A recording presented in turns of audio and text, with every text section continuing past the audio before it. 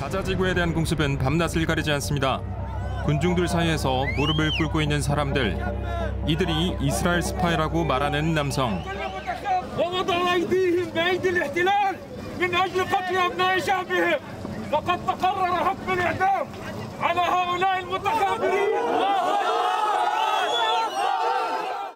전쟁의 민낯은 갈수록 참혹해져 가고 서로를 향한 적개심은 극에 달했습니다. 지난 15일 이스라엘군이 지상작전을 재개하며 양측 간의 갈등 수위가 계속 올라갔습니다. 국제법을 무시하며 병원에 대한 폭격도 서슴지 않았던 이스라엘군의 공습.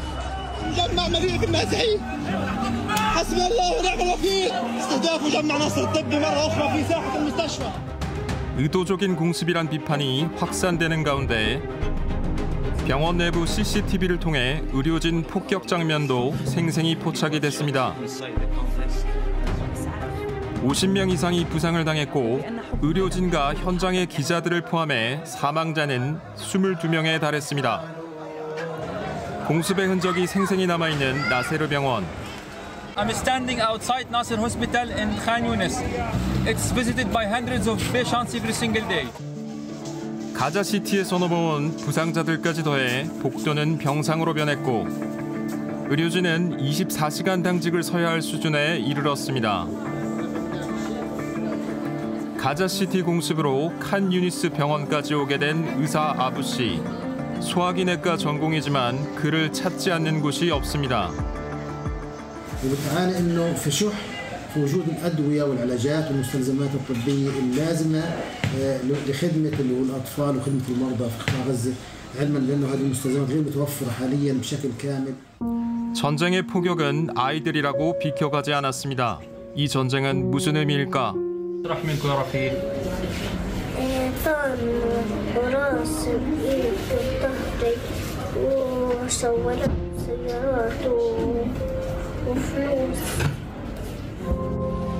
지난 2년 이스라엘군은 공식적으로 913명이 목숨을 잃었습니다. 전쟁의 참상을 전하던 기자들은 247명이 목숨을 잃었습니다. 그리고 지난 2년 가자 지구에서만 6만 6천여 명이 목숨을 잃었습니다. Gaza again has become a combat zone, but moving them where? There is no safe place for them to go, and the only thing that can save them is a ceasefire. 소멸전 단계까지 이른 전쟁. 하마스 잔당을 없애겠다며 무시타 건물이 폭파되고 가자시티의 상징과 같았던 메카타워도 같은 명분으로 파괴됐습니다. 초토화된 가자지구. 이곳이 도시였다는 게 믿기지 않을 정도입니다. 가자지구 내 건물 파괴율은 78%에 이릅니다. 초기 가자시티 지역만 집중된 피해가 가자지구 전역으로 확산됐습니다. 어디에도 안전한 곳은 없지만 사람들은 그나마 난민촌을 향해 끊임없이 몰려듭니다. نحن الآن على ممر وادي غزة غرب مخيم النصيرات وسط قطاع غزة وهو أقرب نقطة تتواجد به قوات الاحتلال الإسرائيلي. يعني طلعنا بمشقه طلعنا يعني من تحت الموت فاحنا طلعنا الاطفال احنا بالنسبه لنا ميتين من سنتين بالنسبه لنا. احنا نازحين للمره تقريبا للمره السابعه. 압델 가족은 이스라엘군이 가자시티로 밀고 들어오자 결국 피난을 오게 됐습니다. 연료가 없다 보니 요리를 위해 가진 옷가지를 태울 수밖에 없습니다. وقفوا الحرب منا توقفوا الحرب عشان الأطفال عشان الشباب شبابنا كلها راحت. 지난 28일 가자 지구에 무너진 잔해 위에 또 다른 폭격이 가해지고 가자 지구의 사람들은 오늘도 여전히 울부짖고 있습니다.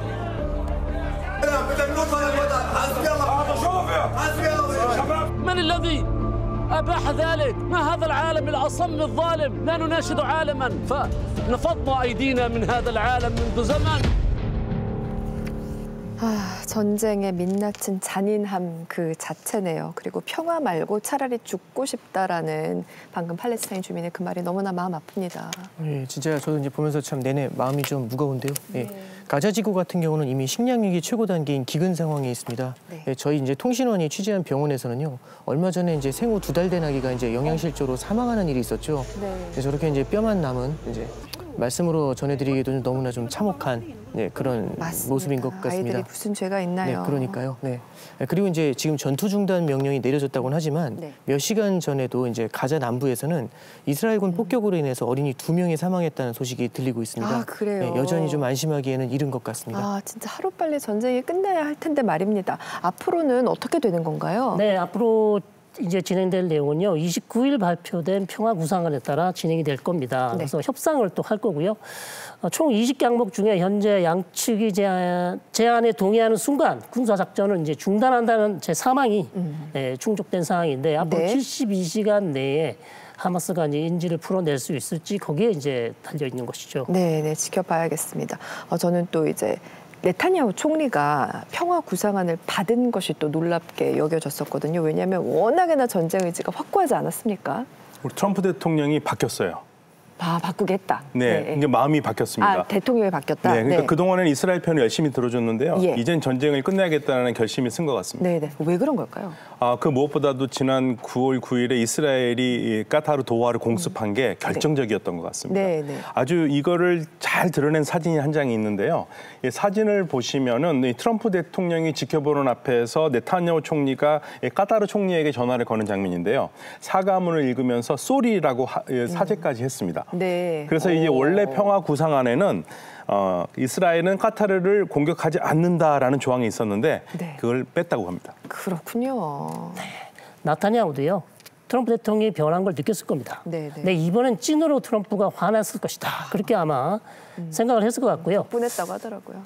근데 지금 이스라엘은 또 충격에 빠져 있습니다. 왜죠? 왜냐하면 하마스가 합의문에 서명도 안 했는데 트럼프 대통령이 일단 전쟁부터 중단하라. 그래서 어쩔 수 없이 지금 중단했죠. 그런데 가뜩이나 지금 평화 구상안의 팔레스타인 국가 수립 가능성 때문에 이스라엘 내에서 아주 그 참담한 외교 실패라는 호평이 쏟아지고 있습니다. 그래서 나타냐후가 어차피 하마스가 안 받으면 무산될 것이다. 이렇게 이제 구구파들을 달래고 있었는데 갑자기 하마스가 톡 받아버리는 바람에 성명서를 냈죠. 정치 생명에 좀 타격을 받지 않을까. 그렇게도 전망이 됩니다. 그렇군요. 그런데 하마스가 72시간 내에 인질 석방을 하지 않는다면 또 이게 어떻게 되는 걸까요? 사실 지금 첫 단추부터 난항에 쌓여 있거든요. 난항에 빠져 있는데 지난 28일 하마스는 인질 2명과 연락이 두절됐다는 발표를 하기도 했어요. 그러니까 사실 인질 석방 기한이 불확실합니다. 그러니까 하마스는 이스라엘이 공격을 멈춰야지 인질을 풀겠다는 건데 지금 인질을 푼다 하더라도 문제가 되는 게 지금 사실 이스라엘이 공격이 멈추진 않았거든요. 그러니까 인질이 푼다고 하더라도 하마스가 완전 무장 해제를 해야 되거든요.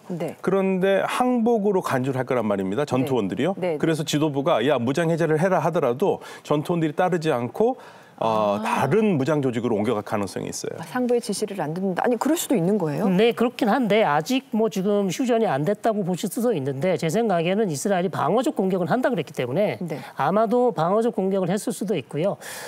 그렇다 그래서 또 72시간 내에 인질을 못 풀면 어떻게 되냐 걱정하시는데 사실 이스라엘도 72시간 내에 인질이 다 풀려날 거라고 예상하지 않고 있습니다. 왜냐하면 시간이 더 걸린다는 거를 인지를 하고 있기 때문에 얼마든지 협상으로 풀어낼 수 있고요. 무장 해제도 만약에 하마스가 무장 해제를 하지 않는다면 이스라엘이 공격을 재개할 가능성도 있지만 저는 협상으로 특히 트럼프 대통령이 강력히 개입을 한다면 얼마든지 휴전으로 갈 가능성이 충분히 있다. 그다음 무장 해제도 할 수 있다고 봅니다. 그렇군요. 네, 이제 그런 맥락에서 보면은 이제 트럼프의 강행 의지가 결국에는 어떻게든지 이제 종전을 이끌어낼 수도 있지 않겠는가 이런 생각도 해봅니다. 이제 참고로 다음 주부터 노벨상 수상자 발표가 시작이 되는데요. 노벨상. 사실 이제 일각에서는요. 이것 때문에 트럼프가 하마스한테 5일까지 답을 달라 이렇게 이제 종전을 서둘렀다 이런 얘기도 있습니다. 이제 오래전부터요. 트럼프가 이제 노골적으로 노벨 평화상을 원해왔기도 하고 심지어 이제 얼마 전에는 군 장성들 앞에서 이번에 내가 이제 노벨상을 못 받으면 이건 미국의 모욕이다 이런 말까지 했다고 하죠. 이 정도면 진짜 받고 싶은 거예요. 트럼프의 노벨상 욕심이 조금 과하다는 생각이 들고요. 그리고 이번에 이 가자 종전은 트럼프의 다른 야심과도 조금 관련이 되어 있습니다. 한 달 전쯤이죠. 이 워싱턴 포스트가 그레이트 신탁이라는 이 문건을 입수해서 단독으로 보도를 갖다 했는데요. 이 내용을 살펴보면은 최소한 10년은 이 미국 미국이 가자를 신탁 통치해서 관광 리조트와 첨단 기술 허브로 개발하겠다. 이제 이런 구체적인 계획이 담겨 있어요. 네. 또 이번에 발표된 평화 구상안을 보면은요, 이 가자 지구 재건이 아닌 재개발이라는 표현을 썼어요. 네. 부동산 냄새가 좀 나죠? 예. 그러네요. 예, 트럼프의 이제 속내가 좀 드러난 거라고 할 수 네. 있겠습니다. 네. 그러네요. 참 피스메이커를 자처하는 데는 여러 가지 이유가 있어 보입니다. 뭐 어찌 됐든 더 이상의 희생을 막기 위해서라도 종전의 길만큼 반드시 열리기를 바라는 마음입니다. 네, 저도 꼭 종전이 됐으면 좋겠는데요. 사실 이번에 발표된 평화 구상안을 이렇게 쭉 보시면 올해 1월에 진행됐다 무산된 휴전안과 그렇게 크게 다르지 않습니다.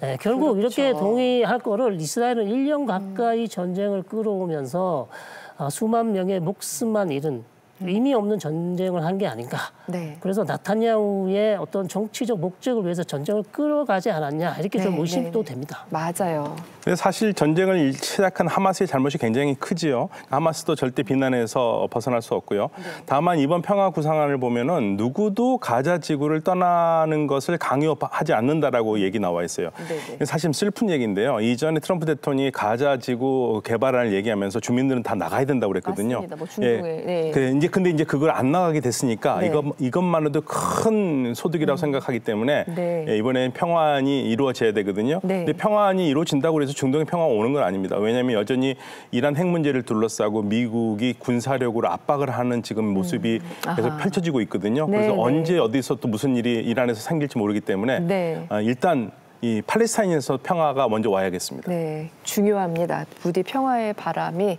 멈추지 않기를 바라는 마음으로 함께하고 있습니다.